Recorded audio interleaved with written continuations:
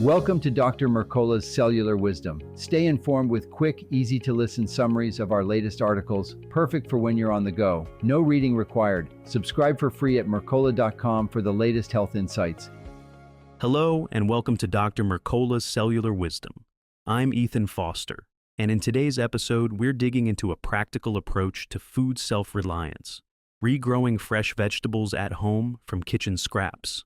We'll explore why this simple habit cuts waste, saves money, and boosts nutrition right from your windowsill. Thanks, Ethan.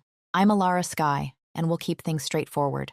We'll walk through which scraps regenerate fastest, the basic tools you need, mainly water, light, and patience, and how this small shift lowers dependence on grocery supply chains while turning leftovers into living, edible plants.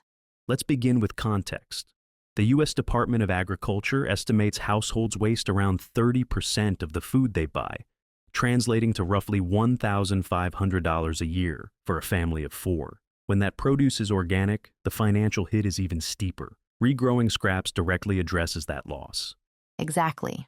Instead of tossing celery bases or onion ends, you place them root side down in a shallow dish of water and give them sunlight. Many vegetables respond within days, restarting growth because dormant cells simply need moisture and light to reactivate photosynthesis and root development.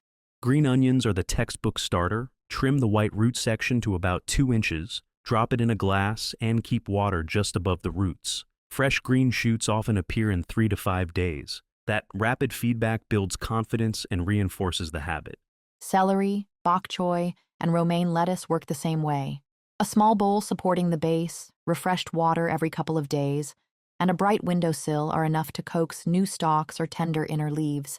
Once roots extend, transfer to soil for sturdier, longer-term growth.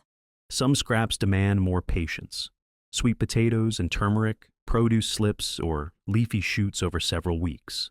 These require suspending a section of the tuber in water with toothpicks, then potting each rooted slip. The timeline is longer, but the payoff is homegrown staples rich in nutrients. Mushrooms illustrate another level of commitment. Stem bases need a cool, humid environment, often a covered container with misting, to generate fresh caps. While not as immediate as green onions, cultivating them teaches valuable control over humidity and temperature, skills useful for other indoor crops. Beyond individual plants, the practice fosters a mindset. When you see waste transform into food, you internalize the principle of abundance through stewardship, not consumption. It's a direct lesson in self-efficacy. Your small action drives a visible, edible result. That perception shift extends to budgeting. Even regrowing just green onions throughout the year offsets repeated purchases. Multiply that by celery, lettuces, herbs, and peppers, and the annual savings stack up while grocery trips and packaging waste decrease. Let's cover tools. You need clear jars or bowls, clean water, a sunny sill, and optional potting soil. Clarity matters because transparent containers let you monitor root health. Change water every 2 to 3 days to prevent stagnation and bacterial growth.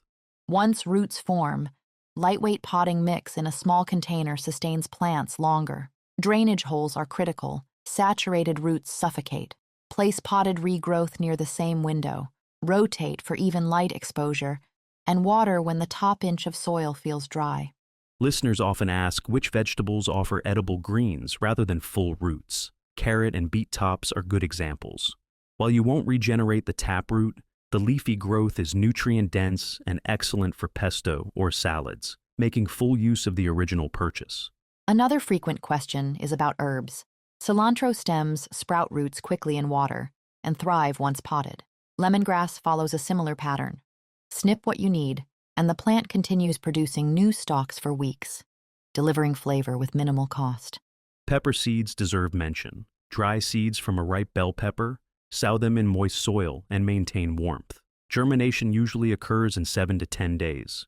Seedlings need strong light, so a south-facing window or supplemental lamp helps prevent spindly growth. If space is tight, focus on vertical options. A single mason jar can host several green onion bases, while a narrow tray accommodates multiple lettuce cores. Consolidating vessels maximizes limited sill area and simplifies watering routines. Let's outline a starter plan. Step 1, choose one easy vegetable, green onions or celery. Step 2, Dedicate a specific windowsill section so the project stays visible. Step 3. Track progress with quick photos. Visual records reinforce consistency and let you adjust conditions early. Step 4. Once roots reach half an inch, shift to soil. This transition supplies essential minerals and anchors the plant. Step 5. Harvest mindfully. Trim outer leaves first, leaving the core intact so growth continues. That method turns each scrap into a perennial producer. Now, pitfalls. The most common is water neglect. Cloudy water breeds mold. A simple rinse and refill maintain oxygenation and discourage pathogens. Second, insufficient light leads to pale, elongated shoots. Position plants where they receive at least 6 hours of direct sun. Temperature also matters. Most kitchen vegetables prefer a range between 65 and 75 degrees Fahrenheit. Drafty winter sills can slow growth. Likewise, intense summer heat may dry out containers quickly. Monitor and adjust locations seasonally to keep conditions within that moderate band. Sometimes listeners worry about nutrient content.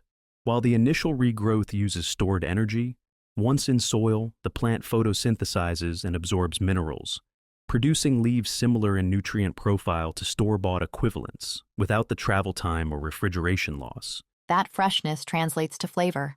A snipped green onion minutes before plating retains volatile compounds that degrade in transit. The sensory difference reinforces the value of home regrow. You taste, and therefore trust, the immediacy of your harvest. We should touch on supply chain resilience. During disruptions, whether weather-related or economic, having a rotating stock of regrown produce cushions against shortages. It may not replace entire grocery lists, but it ensures a baseline of greens and aromatics. There's also the educational aspect for children or new gardeners. Observing roots emerge day by day demystifies plant biology. It's living science on the counter, encouraging curiosity about where food originates and how ecosystems recycle resources. Let's summarize the easiest starters. Green onions, celery, bok choy, romaine, lettuce, garlic, and cilantro. All require only water for the first phase and show visible growth inside 1 week, providing quick motivation to expand the practice. For intermediate challenges, consider bell peppers from seed, sweet potato slips, turmeric rhizomes, and mushrooms. These introduce variables, longer timelines, soil quality, humidity control, but reward you with substantial produce and deeper horticultural skills. Maintenance boils down to routine. Schedule water changes every other morning, inspect roots for discoloration, and rotate containers a quarter turn daily for balanced photosynthesis. Embedding these microtasks into regular kitchen activity keeps the system low effort yet reliable. Over time, you can create a scrap rotation, save ends during meal prep, store them in a labeled container, and initiate regrowth during cleanup. This habit aligns with existing workflows, converting potential waste into future meals without adding complexity. One last financial note. If regrowing 5 common vegetables offsets even $10 a month, that's $120 annually. Combine that with reduced waste disposal costs and the intangible benefit of fresher food, and the return on effort is compelling. Ultimately, regrowing vegetables from kitchen scraps is a gateway to broader self-reliance. It reframes leftovers as assets, reinforces daily mindfulness about consumption, and delivers nutrient-dense produce with almost no capital investment. That's cellular wisdom in action. That wraps our discussion. If you're new to this, pick one vegetable tonight and set the experiment in motion. We'll revisit advanced techniques in a future episode. Thanks for joining us on Dr. Mercola's Cellular Wisdom. Until next time, keep cultivating health right where you are. Thanks for watching. Subscribe now and click the notification bell so you never miss an update. See you in the next video.